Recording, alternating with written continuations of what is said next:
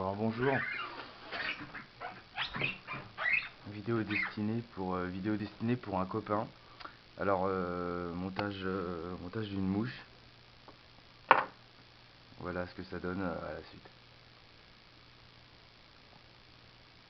C'est Madame Green, imitation personnelle. Voilà. Alors j'ai pas rangé mon petit bordel d'hier. Je vais commencer par ça vite fait.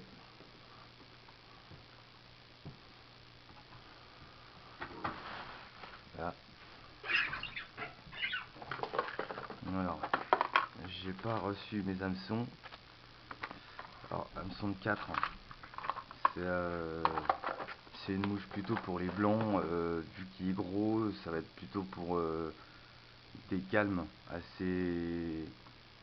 Ouais, pour les plus gros, hein, genre les grosses ablettes ou,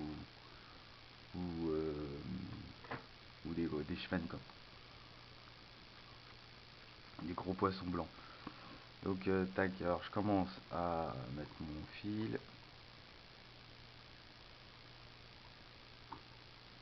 Tac. Alors, je vais commencer par mettre les ailes. Faut pas qu'elles soient trop loin sur la hampe, ni trop près. Voilà, je coupe l'excédent. Tac. Alors, les grandes plumes, des petites, je prends des petites plumes de taille identique, j'en prends deux pareilles. Voilà, plus beaucoup là. J'en ai plus beaucoup.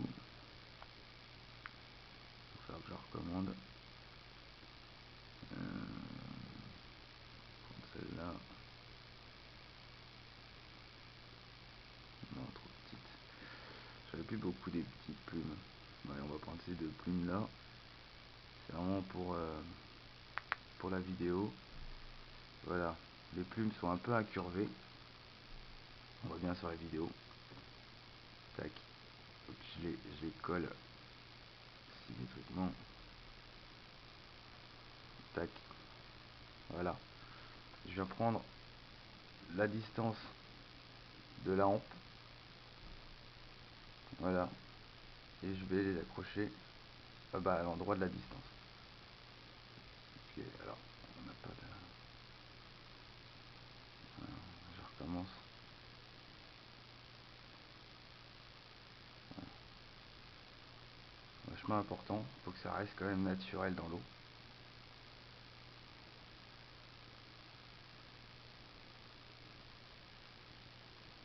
Voilà. Je coupe l'excédent.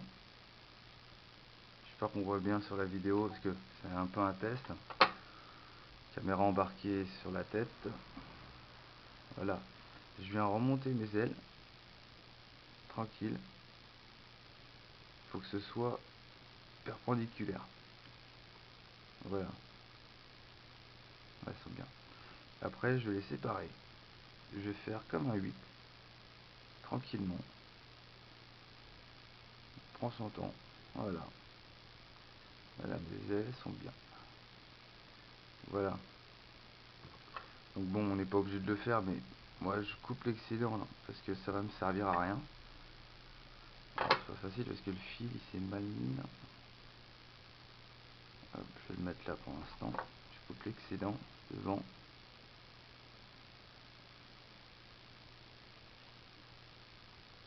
Voilà. Un petit peu. Hop. Voilà. Voilà. C'est pas si simple que ça. Voilà. Bon, on va dire que c'est bon. Tac. Et là, je viens garnir un petit peu. Parce que je vais faire un corps en baking. Je vais vous montrer. Là, je m'en vais à la fin de la hampe. La hampe, c'est côté droit de l'hameçon. Pour faire la queue. La queue de la mouche. Encore un. Hop, c'est bon. Alors, pour faire la queue, là j'ai des chutes de plumes. Je prends ces segments là.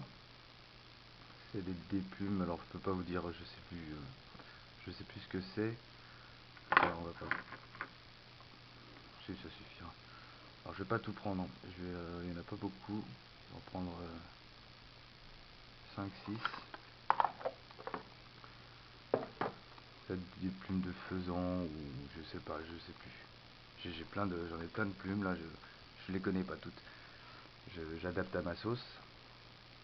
Alors pareil, je vais prendre la longueur de la hampe et je vais venir l'accrocher à la longueur, à l'endroit où j'ai arrêté mon fil. Voilà, voilà. Voilà. Donc je l'accroche à cet endroit-là. Alors petit conseil pour ceux qui montent les mouches, moi je repasse un petit coup derrière. Secret de professionnel, il paraît que dans l'eau c'est plus naturel. Donc voilà, je coupe l'excédent. Là on a nos ailes bien proportionnées et la queue. Et là je vais faire ce qu'on appelle avec le baking le corps. Alors du dubbing je veux dire, lièvre naturel. La référence, bon, on s'en fout parce qu'il y en a plusieurs, hein. Bon, là j'en ai du jaune fluo, j'en ai du noir gris. Alors on en prend un petit peu, pas beaucoup, et on en met sur le fil, tout simplement. Hop, on le roule dessus. Il ne faut pas que ce soit trop épais, parce que on va le rouler sur la hampe, pour faire le corps. Voilà, voilà. Alors, bien en mettre.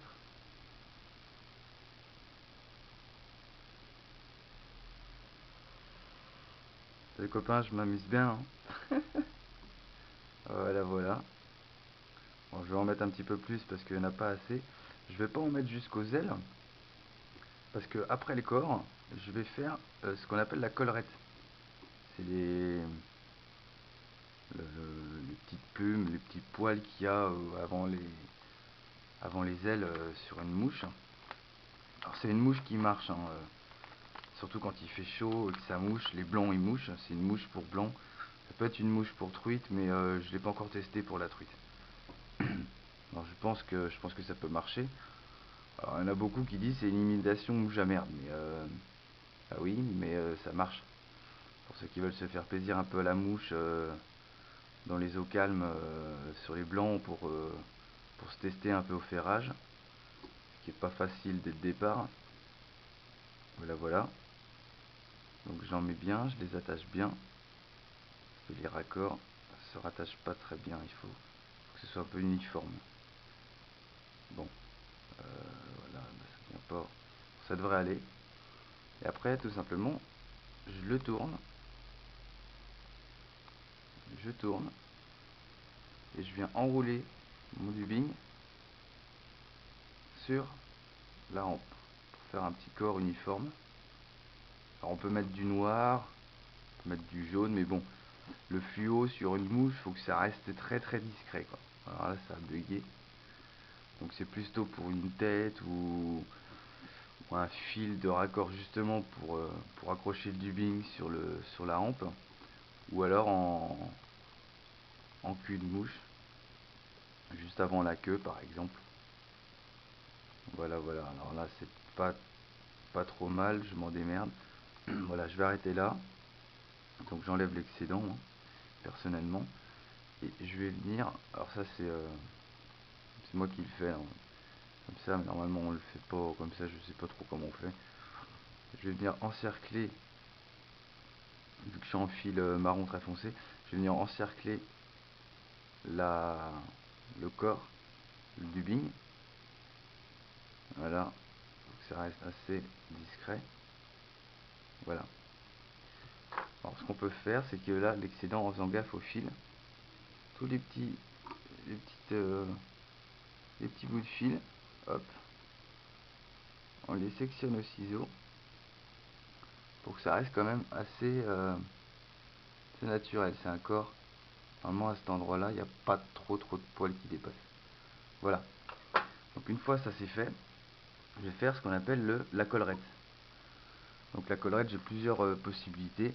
Je sais que je la fais en noir, mais là on arrive en saison chaude. On est en avril, on est le 9 ou le 10 avril. Hier à Nantes, il faisait très chaud, il faisait 25. Je suis allé au TOC à la pêche à la truite, c'était un truc de fou. J'ai fait un brochet au toc, au ver de terre, c'est la première fois que ça m'arrive.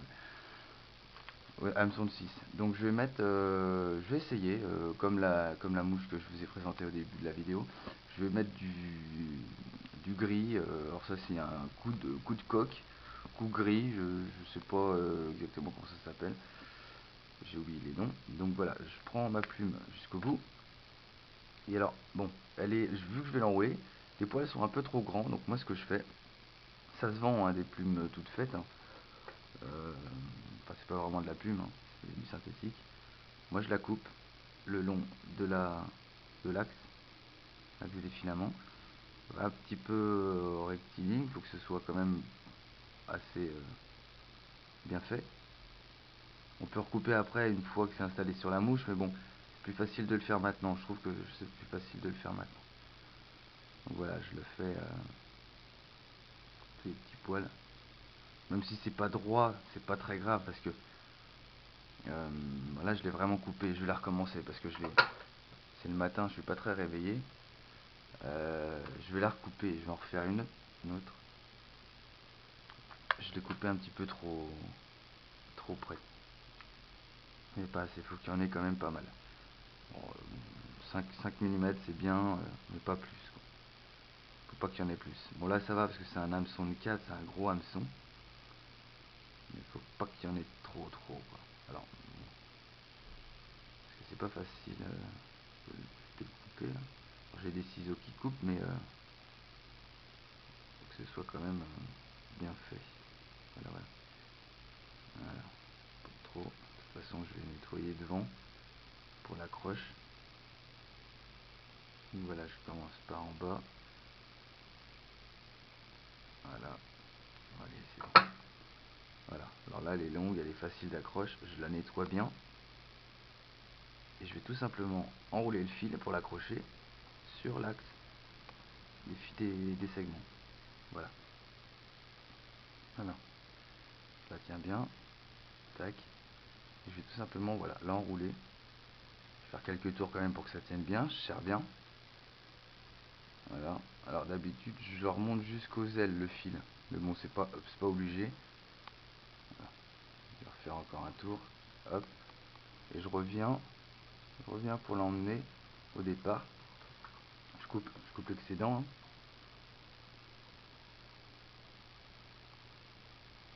Voilà, en faisant gaffe au fil et à l'aile. Et voilà, collerette. Je vais l'enrouler tout simplement sur la hampe.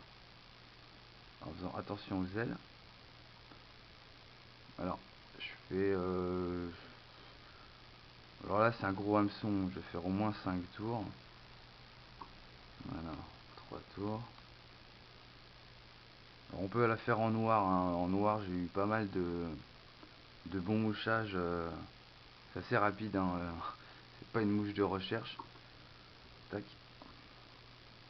En gris, c'est pas trop mal. Quand les os sont clairs, hein, c'est pas mal. Hop, je vais faire encore un tour. Hop, et je vais finir tout simplement la mouche devant, ce qui permet aussi, en faisant ce geste, de redisposer les ailes si on les a mal mises. Alors bon, il existe des pinces à la place des mains, mais bon, voilà, je vais tout simplement la laisser en hauteur. Je vais caler mon fil, voilà, tout simplement pour bloquer devant. Et le fil, bon bah voilà, je bloque le bout de la plume pour pouvoir couper l'excédent. Je vais faire une jolie petite tête. On peut se permettre de faire une tête comme les fluos qui sont en face là. Alors ce qui marche le mieux c'est orange. Le vert, j'ai pas eu trop de montée dessus. Les oranges en début de fin mars, j'ai eu pas mal de gobage. Bon, c'est des petites ablettes parce que je pêchais en hameçon de 16. J'avais des ablettes de 10, de 12. C'est pas marrant au ferrage, on s'amuse pas vraiment sur les calamouches. Donc bon, j'en profite maintenant pour faire une tête sympa. Parce que bon, quand on fait une mouche, l'œillet, là, pour passer l'hameçon, on dit qu'on le voit pas dans la mouche. C'est le jeu. Voilà, je coupe l'excédent. Alors là, le fil passe. Est-ce qu'on peut se permettre de couper devant pour la mettre propre? en faisant attention au fil. Si on coupe le fil maintenant, très compliqué après. Donc voilà, alors avant de faire le nœud, la mouche là elle est finie. Avant de faire le nœud, moi je mets un petit point de colle pour être tranquille. De la colle Glu 3, il doit y avoir de la colle à mouche qui existe, mais colle Glu 3 c'est pas cher, ça se vend partout en grande surface. Il y a un petit applicateur à pinceau, bon là elle commence à se faire vieille. Hop, voilà, c'est une prise rapide. Voilà, elle se fait vieille la colle. Là, voilà, je referme bien. Il va falloir que je la change. Voilà. Voilà ce que ça donne à la fin. Une belle petite mouche.